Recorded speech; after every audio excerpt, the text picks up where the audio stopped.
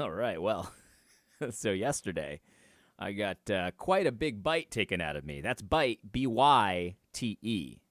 See what I did there? Bite. Got a bite taken out of me.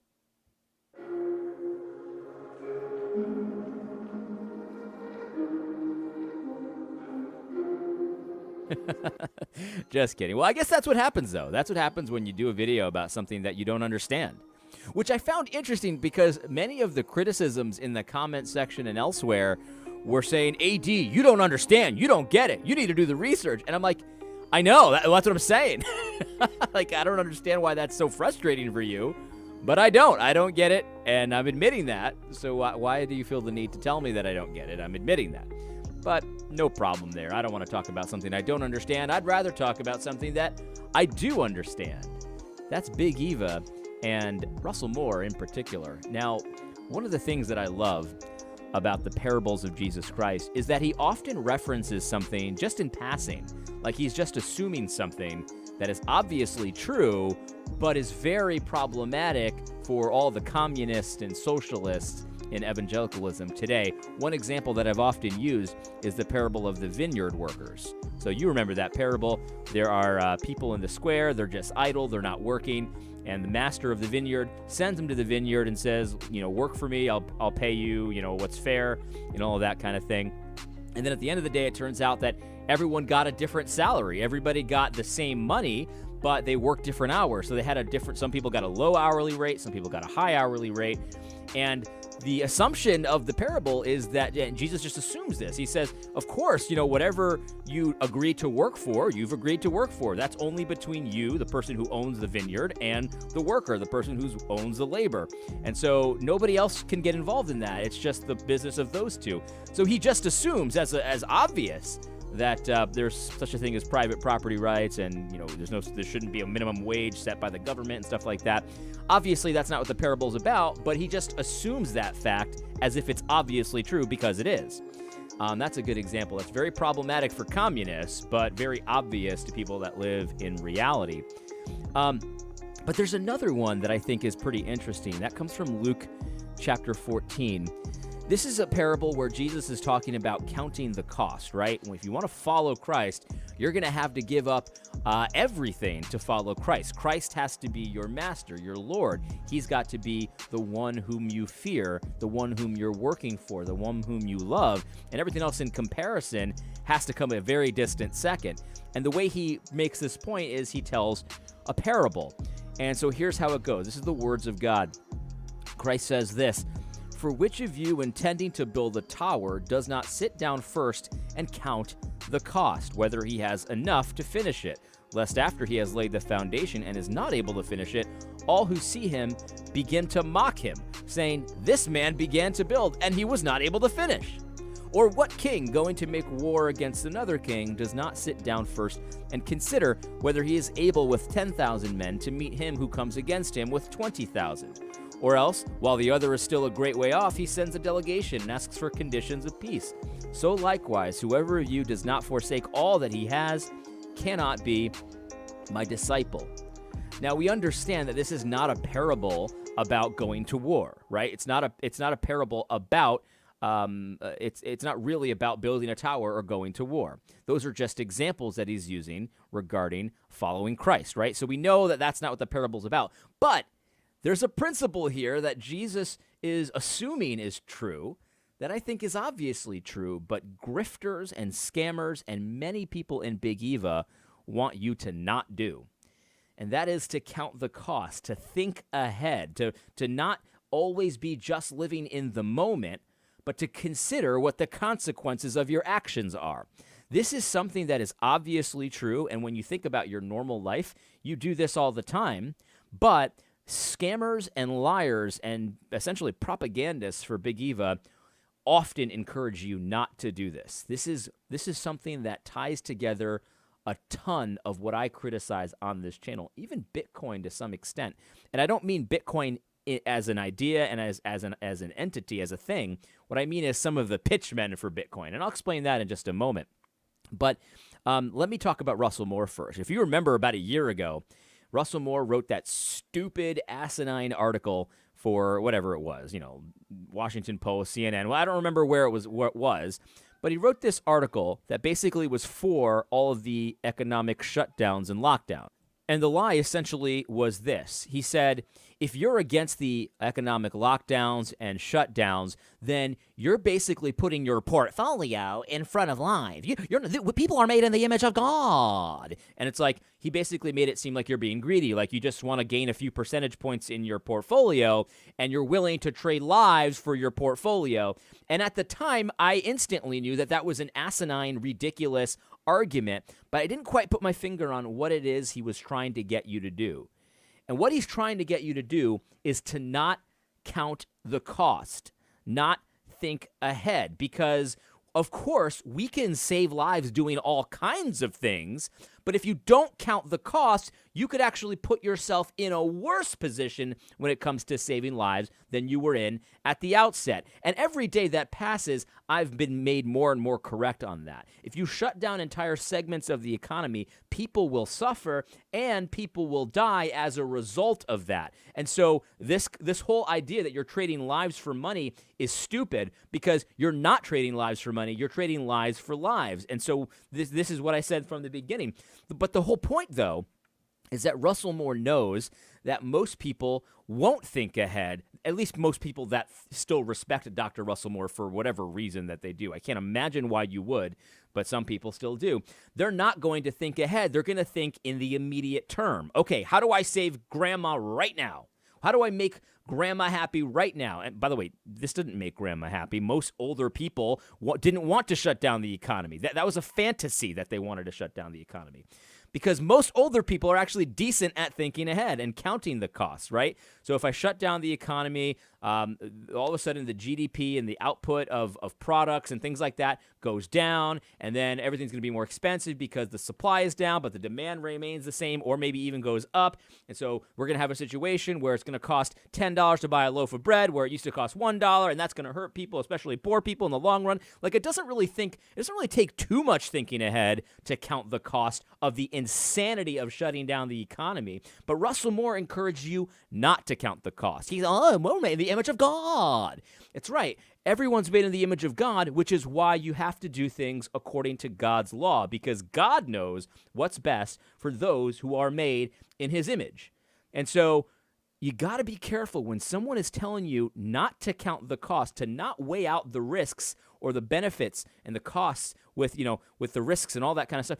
They're encouraging you not to, and pretending like there are no risks, there are no costs, because that's really what Russell Moore was saying. He was basically saying, look, there either are no risks or costs to shutting down the economy, or they're so minimal that it's almost a sin to consider it. That was the evil part about it, too, where he basically made the case that if you're considering the economic costs of shutting down the economy, that's almost like a sin. You're almost saying, well, I'm more important. My money is more important than those lives. And it's like that's the presentation that he put forward. But really, when you break down what he was actually trying to get you to do, he was trying to get you to not count the cost. And that is what a foolish person does. That's what a fool does. Pretends like there's no costs, there's no downsides, there's no risks to these kinds of wide-ranging ideas and things of that nature. It's the same thing with the woke church, by the way.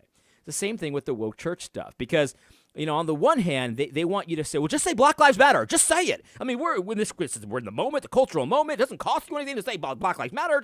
We just got to show solidarity. And it's like, no, I'm not going to say Black Lives Matter, because here's the reality. That there's a cost associated with supporting that organization. There's a cost associated with even appearing as if you support that organization. And it's a heavy cost, in my opinion. But you see, this is the thing. Like, you remember, of course, J.D. Greear, he's like, let's spare each other the quoting of statistics right now. Like, he doesn't want you to count the costs. Like, look, if I throw my lot in with this communist organization on the lie that cops are killing blacks like hotcakes, that's a lie, by the way. So if I throw my lot in with communists who are lying, there will be consequences to that. There will be drastic consequences to that. So to pretend like we shouldn't even think about those consequences, we should not count the cost. That's essentially what he's saying when he's saying, let's spare the facts and statistics right now. He's saying, no. The black people need you. They need your comfort. They need your support. Don't count the cost. that's a scam. You see, that's the reality of how a scammer operates. If somebody's coming to you and saying, I've got this idea and there's no risks. It's perfect. It's near perfect. And it's like the best thing ever. And, you don't even worry about the vulnerabilities. There are no vulnerabilities. It's just totally perfect. There's a high likelihood that person's trying to scam you. It's a lie. It's propaganda. And I just need to just let's take a step back when somebody is presenting it to you like you have to act now, you have to do it now. You know what I mean? Like, and then they want to shut down any kind of conversation about the costs. Then that's a very good warning sign that person is attempting to pull the wool over your eyes in some regard. This is what I think is off-putting about Michael Saylor's presentations, because I don't have a problem. I've said this many times, and I'm sorry, I'm talking about Bitcoin again.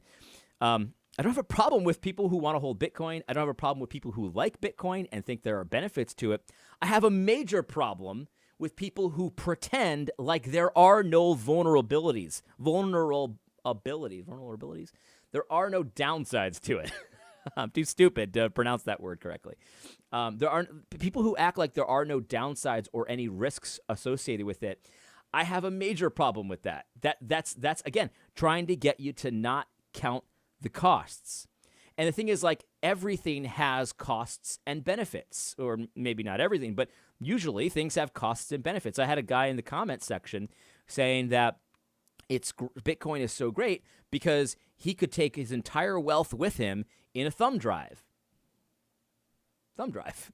And that's a great thing. And I agree. That's actually a really good thing, right? To be able to take a store of value that basically doesn't really take much space up at all. You could put it in your pocket and take it with you. Like if you had the same amount of wealth stored up in gold or silver or something like that, it might be super heavy. I mean, depending on how rich you are, and you wouldn't be able to travel with it quite that easy. So that is a benefit, yes. But let's not pretend like that idea of holding your entire wealth in a thumb drive doesn't have risks. Of course, it does have risks. It has risks, and it's not necessarily ideal for many, many situations. And so it's like, I don't have a problem with anyone who, wants to tout the benefits of a certain thing, right? A certain item or a certain, idea, or even Russell Moore, if he thinks that there's benefits to shutting down the economy, I don't have a problem with him saying that.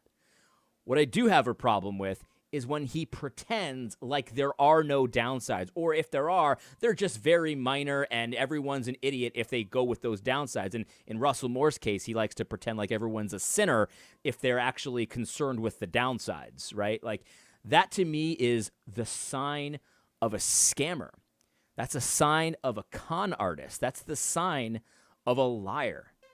Because even Christ, like there is no downside long run to the gospel. There's no downside. You can't lose. If you accept the gospel and you trust in the Lord Jesus Christ, he has vouchsafed your journey. You can't lose. You will be with him for eternity. You will have your sins forgiven. You will be raised into a newness of life. And there's no doubt about it. Like, there's no risk to that. If you want to live with Christ and to rule and reign with Christ, you can do that. Risk-free. There's no downside to it. But even Christ, as he's presenting that, says, right, but the thing is, though, you do have to give away living in the flesh. You do have to give away trying to feed your fleshly desires and your sinful desires. Like, there is a cost that you have to count. So if you're not willing to do that, then there's no other option here. You have to be willing to do that. And so it's like, even with the greatest thing ever, no risk, completely vouchsafed journey with Christ, he still implores you to count the cost, because Jesus Christ is not a scam artist. He knows that depending on the person, and you might not think it's worth it. If you want to live in your sin and you want to indulge the flesh and all of that kind of stuff, it won't be worth it for you. So I just find that to be completely rampant in so much of Big Eva thinking. I used to think that Big Eva was thinking like a child, like they just didn't have the capacities to think 2 steps ahead and stuff like that. But I don't think that's what it is. I think Russell Moore can think 2 steps ahead. He understands the consequences and stuff like that, but he doesn't want you thinking about it because it would go against his agenda. I mean, he's trying to serve 2 masters here. He's trying to serve the people in the Great Reset as well. He's a communist. He's a socialist. We get that. And so he doesn't want you thinking about the consequences because he's trying to scam you. Follow Christ and count the cost and assume that counting the cost is always what a wise person does before they do anything. I hope you found this video helpful. And guys, Bitcoiners, I love you guys. I do. Don't take a bite out of me. And that's all I'll say. God bless.